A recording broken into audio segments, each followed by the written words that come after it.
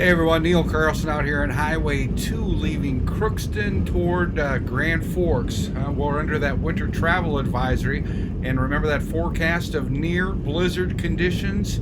Well, they're here. Visibility very poor at times out here on Highway 2 eastbound toward Grand Forks.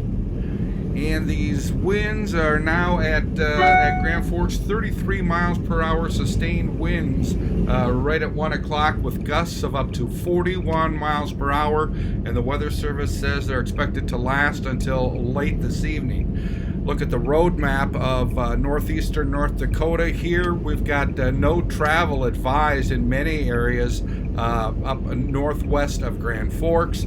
And over on the Minnesota side of the river, a lot of snow-covered, ice-compacted roads with also poor visibility up in northwest Minnesota. I'm Neil Carlson reporting for iNewZ.TV.